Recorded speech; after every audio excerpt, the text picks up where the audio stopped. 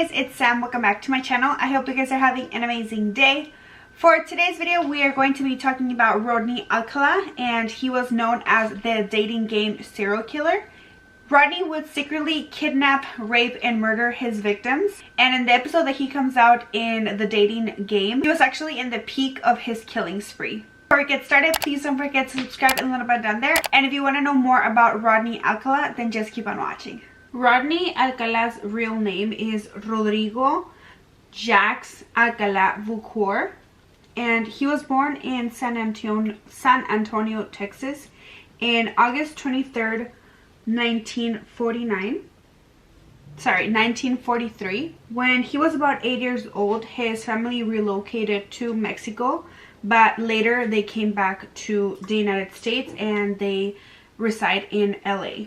When Rodney was 17 years old, he joined the army, but unfortunately he was actually discharged due to a mental breakdown that he had.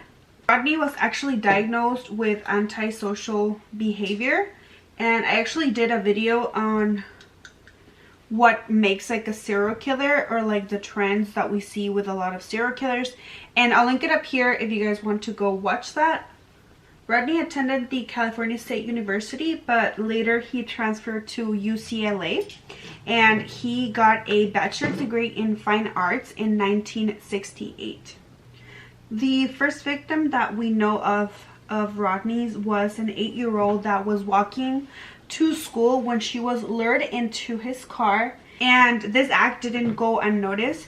There was a person that was in a motorcycle, and he actually noticed what was going on and followed them, as well as contacting the police department. He unfortunately did take her to his apartment, where he sexually abused her, beat her, as well as he tried to strangle her with a 10-pound metal bar.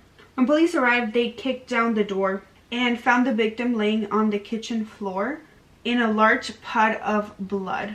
And unfortunately, the little girl was not breathing. Because of the amount of blood that was around her and the girl not breathing, police actually thought that she was actually dead, and they began to look for Rodney in his apartment. A police officer that was in the apartment did see the little girl struggling to breathe, and that is when all the attention went to keeping her alive. Unfortunately, Rodney was able to escape through the back door of his apartment. When searching Rodney's apartment, they actually found many Polaroids of other girls, young girls.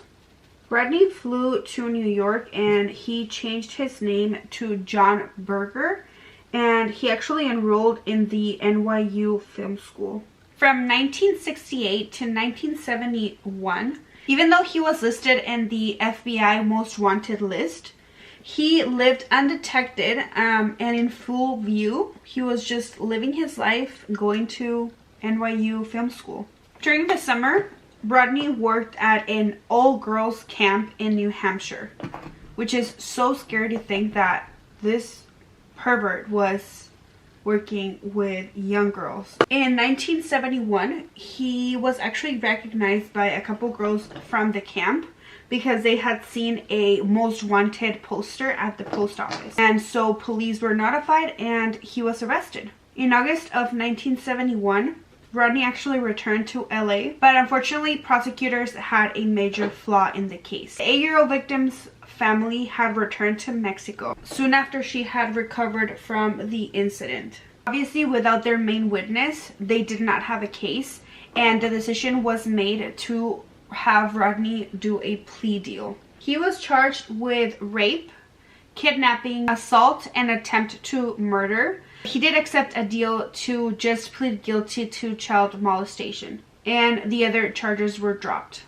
He was sentenced to 1 year to life, and he did make parole at 34 months in prison under the indeterminate sentencing program.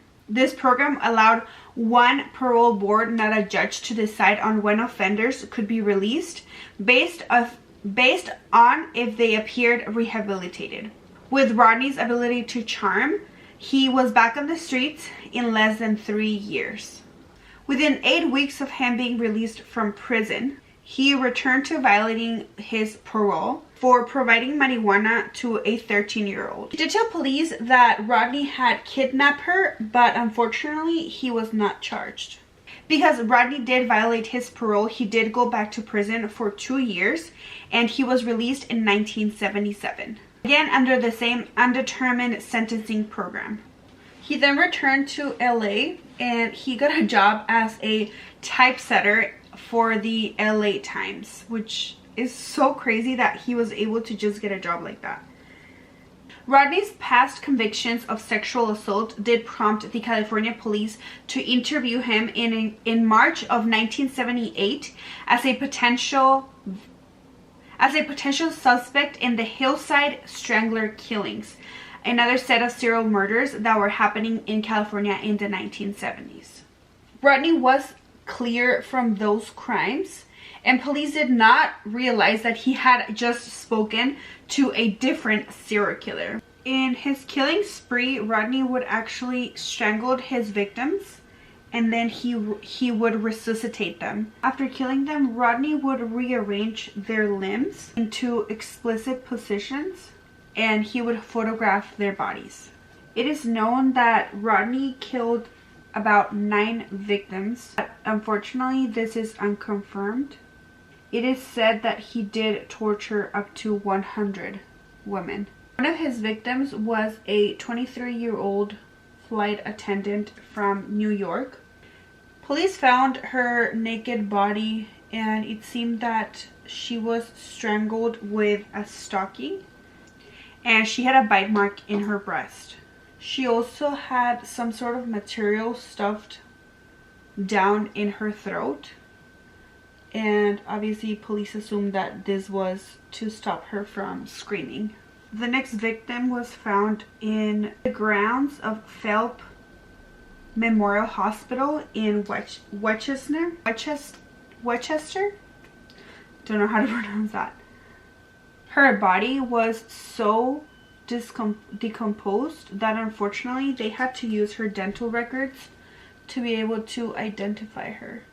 They discovered that she had wrote in her calendar that she was planning on meeting a man named John Berger, an alias that police had already linked to Rodney Alcala.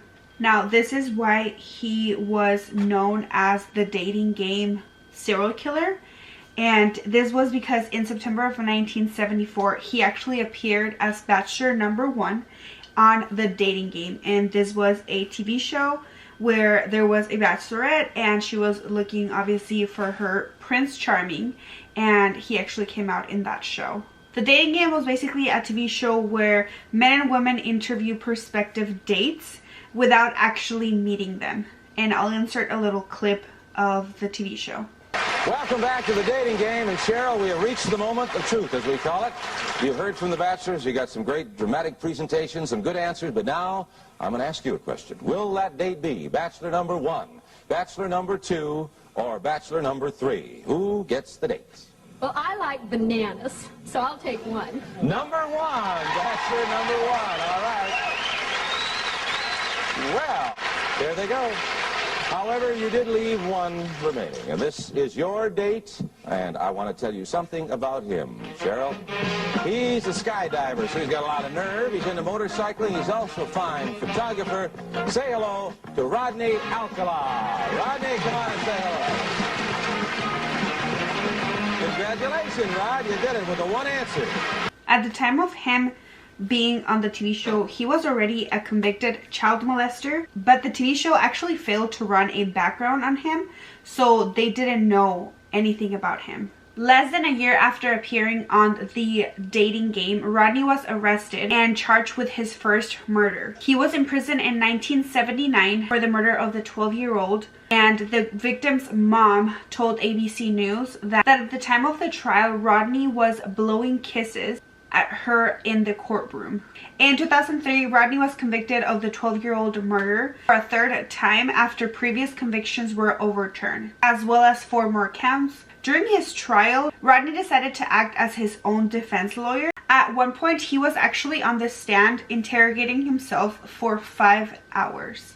After 2 days of deliberation, Jurors found him guilty and they sentenced him to the death penalty.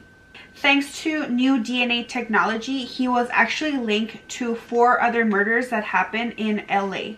When collecting evidence in his Seattle locker, police actually found thousands of sexually explicit images. In 2010, they actually released about 120 photos in order to identify more of his victims. At this point, 21 more women have come forward to identify themselves, and 6 families have recognized relatives. Rodney Alcala was sentenced to his death penalty, and he remains at the San Quentin prison in California. He's currently 77 years old and waiting to be executed. So that's it for today's video. I really hope you guys enjoyed and learned something new. If you did, don't forget to please give it a thumbs up and subscribe in the little button down there. It helps my channel a lot. If you have any requests on more cases or any other topic that you would like me to cover, then please leave them down in the comment section. I'll be linking down below the products that I used in today's video, as well as all of my social media. And until then, I'll see you guys on my next one. Bye!